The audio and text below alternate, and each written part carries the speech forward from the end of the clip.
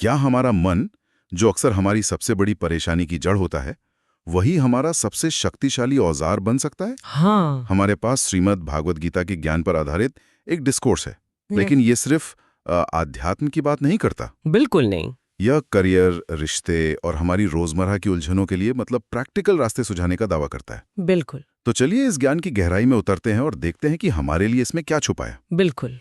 और इसमें सबसे दिलचस्प बात यह है कि ये स्रोत सिर्फ क्या करें वाली लिस्ट नहीं देता। हाँ। ये हर सलाह के पीछे का क्यों समझाने की कोशिश करता है।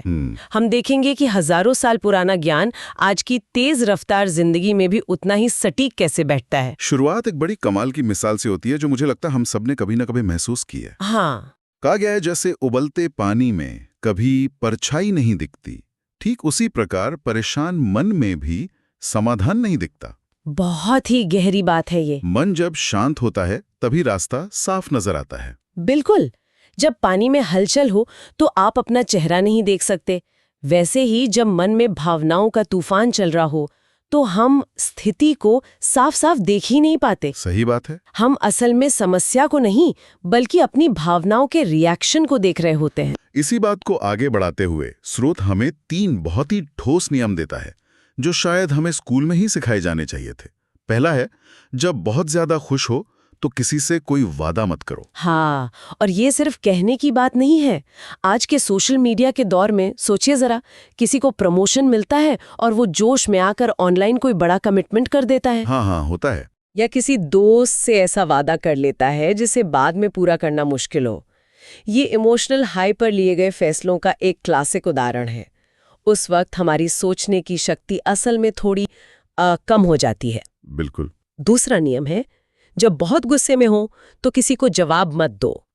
गुस्से में कहे गए शब्द भविष्य के लिए कांटे बन जाते हैं। अगर गुस्सा शांत नहीं कर सकते तो चुप रहना सबसे बेहतर है। क्योंकि गुस्सा एक तरह का, आप कह सकते हैं, अस्थायी पागलपन है।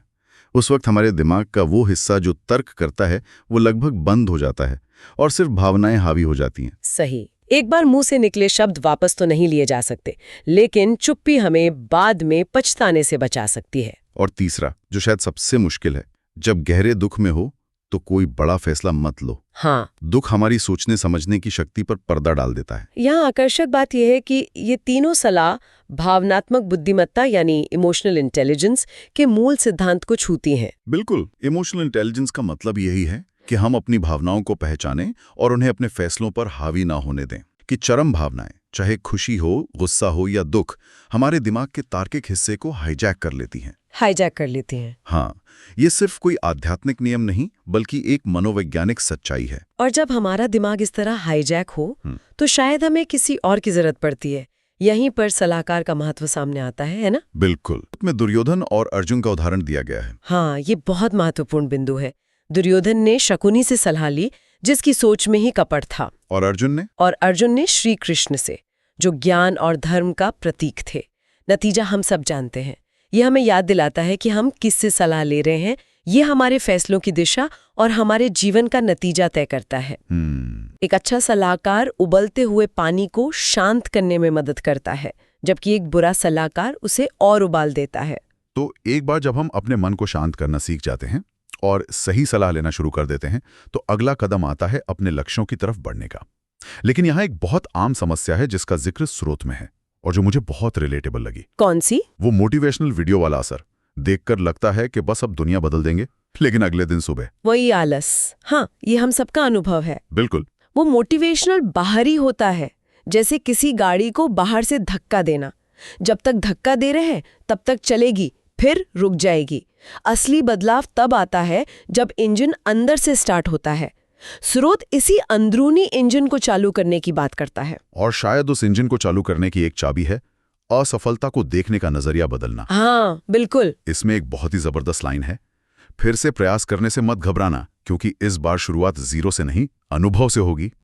बल्कि एक कॉमा मानता है, जिसके बाद कहानी आगे बढ़ती है। मुझे ये भी दिलचस्प लगा कि सफलता के लिए सिर्फ टैलेंट काफी नहीं है। स्रोत कहता है कि आपको एक संरचना और एक सपने की जरूरत है। हाँ। इसका मतलब हुआ कि अनुशासन और एक साफ लक्ष्य होना सिर्फ टैलेंटेड होने से ज्यादा जरूरी है। हाँ, क्योंकि टैलेंट बिना अनुशासन के एक ऐसी तेज गाड़ी की तरह है जिसका कोई स्टीयरिंग व्हील नहीं है। वो कहीं भी जा सकती है और अक्सर कहीं नहीं पहुंचती।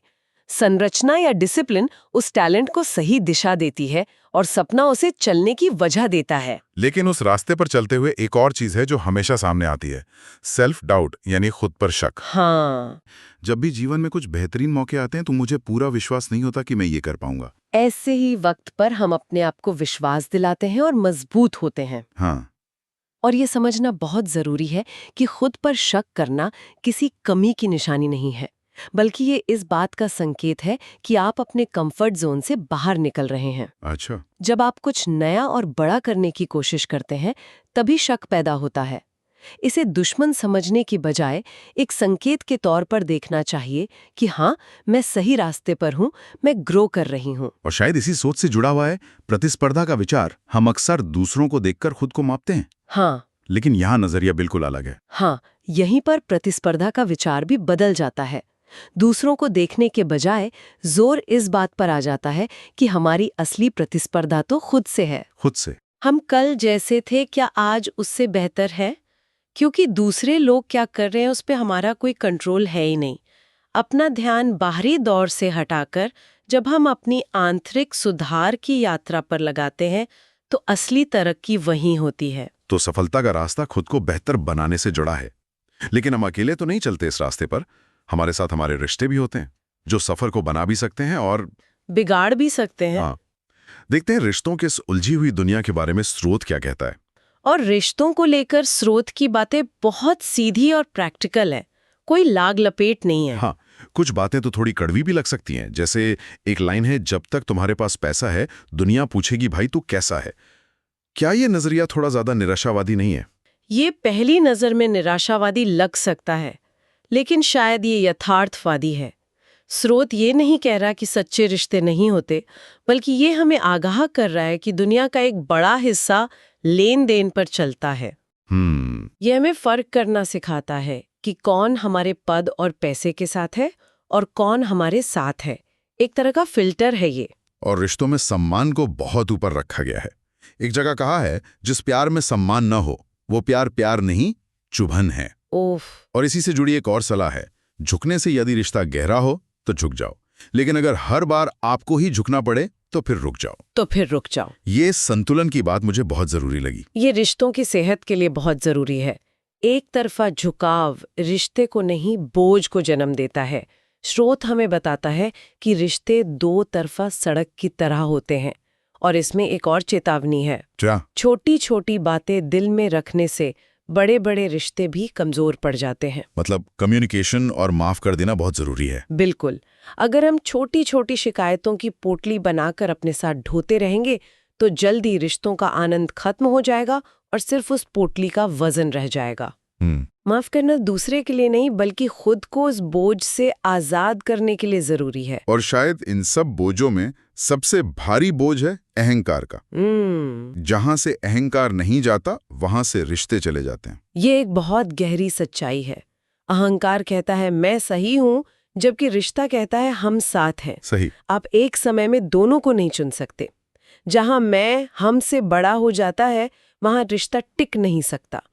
विनम्रता ही रिश्तों को जोड़े रखने वाला गोंद है। इन सभी विचारों को, मन की शांति, कर्तव्य और अहंकार को छोड़ने की बात, इन सबको एक साथ लाने के लिए स्रोत में एक बहुत ही खूबसूरत कहानी है। राजा की कहानी। हाँ, एक राजा की कहानी। हाँ, ये कहानी इन सारे विचारों का सार है। तो कहानी कुछ यूं है कि एक राजा है जो अपने राज्य को लेकर हर समय चिंता में डूबा रहता है। उसे रात को नींद नहीं आती, भूख प्यास सब मिट गई है। उसे हमेशा डर लगा रहता है कि अगर सूखा पड़ गया तो क्या होगा, अगर पड़ोसी राजा ने हमला कर दिया तो क्या होगा। और उसकी परेशानी तब और बढ़ जाती है जब वो अपने ही महल के माली को देखता है। हाँ। वो माली दिन भर कड़ी मेहनत करता है, शाम को सूखी रोटी खाता है और फिर पेड़ के नीचे एकदम घोड़े बेचकर सोता है। और राजा को उसे देखकर जलन होती है कि इतनी सारी समस्याओं के बीच ये आदमी इतनी शांति से कैसे सो सकता है। हाँ। परेशान होकर राजा एक साधु के पास जाता है और अपनी समस्या बताता है। साधु उसकी पूरी बात सुनकर कहते हैं, तुम्हारी सारी चिंता की जड़ ये राजपाट है, तुम एक काम करो, ये राज्य मुझे सौंप दो। राजा को लगता है कि साधु मजाक कर रहे हैं, पर वो इतने परेशान थे कि वो तैयार हो जाते हैं। और यही कहानी में एक शानदार मोड़ आता है। हाँ? साधु कहते हैं, ठीक है, आज से राज्य मेरा हुआ, अब मैं कल में एक नौकरी देता हूं, तुम मेरे कर्मचारी के तौर पर इस राज्य को संभालोगे, इसे चलाना तुम्हारा काम है, लेकिन मालिक मैं हूं। काम वही है, महल वही है, जिम्मेदारियां भी वही हैं। लेकिन उस रात राजा को सालों बाद गहरी नींद आती है। ऐसा क्यों हुआ? जब उस काम को मेरा बोझ समझ कर रहा था। राज्य मेरा था, प्रजा मेरी थी और इसलिए परिणाम की चिंता भी मेरी थी। लेकिन अब वो उसी काम को मेरा कर्तव्य समझ कर रहा था। राज्य साधु का था, उसे बस अपना काम ईमानदारी से करना था। उसने काम से खुद को अलग कर लिया। ये कहानी सिर्फ काम के बारे में नहीं है ना, ये ओनरशिप और अटैचमेंट के मनोविज्ञान पर एक गहरी टिप्पणी है। क्या ये हमारे निजी जीवन पर भी लागू होता है? जैसे अपने बच्चों के भविष्य की चिंता करना बोझ है, लेकिन उनकी परवरिश करना एक कर्तव्य। आपने बिल्कुल सही पकड़ा। यही इसका सार है। जब हम परिणाम से खुद को जोड़ लेते हैं, अगर मेरा बच्चा सफल नहीं हुआ तो समाज में मेरी इज्जत का क्या होगा, तो यह बोझ बन जाता है। हाँ, लेकिन जब हम प्रक्रिया पर ध्यान देते हैं, मेरा कर्तव्य है कि मैं उसे अच्छी परवरिश दूं, अच्छे संस्कार दूं, तो हम चिंता से मुक्त हो जाते हैं। ये गीता के कर्मण्यधिकारस्ते मा फलेषु कदाचन के सिद्धांत का एक बहुत ही व्यवहारिक रूप है। काम करो, फल की चिंता मत करो। बिल्कुल। सोचिए, ये कॉर्पोरेट वर्ल्ड में कितना होता है। एक प्रोजेक्ट मैनेजर है जो रात भर सो नहीं पा रहा क्योंकि उसे लगता है ये मेरा प्रोजेक्ट है, मेरी प्रतिष्ठा दांव पर है। फिर सीईओ आकर कहता है तुम बस अपना बेस्ट काम करो, परिणाम की चिंता मेरी है। अचानक वही मैनेजर बेहतर काम करता है। हाँ, क्योंकि बोझ का एहसास हट गया, सिर्फ जिम्मेदारी रह गई। सही। बिल्कुल।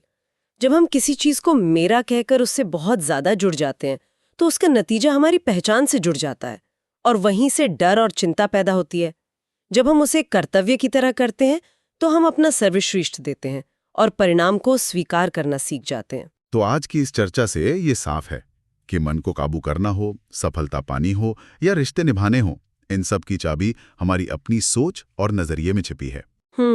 भावनाओं के तूफान में फैसले ना लेना, हर असफलता को अनुभव की सीढ़ी मानना और अपने काम को बोझ की जगह कर्तव्य समझना, ये कुछ सबसे बड़े सबक हैं। बिल्कुल। चाहे वो राजा की कहानी हो या रिश्तों पर दी गई सलाह, मूल संदेश एक ही है। बाहरी हालात से ज्यादा हमारी अंदरूनी स्थिति हमारे जीवन की क्वालिटी तय करती है। हमारा मन ही हमारा सबसे अच्छा दोस्त और सबसे बड़ा दुश्मन बन सकता है।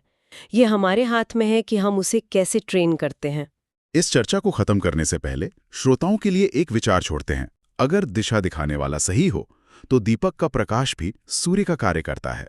वाओ! तो सोचने वाली बात यह है कि हमारे अपने जीवन में वो कौन से दीपक हैं, वो कौन से लोग, कौन सी किताबें, कौन से विचार या कौन सी आदतें हैं जिन्हें हम थोड़ा और महत्व देकर अपने रास्ते को सूर्य की तरह रोशन कर सकते हैं।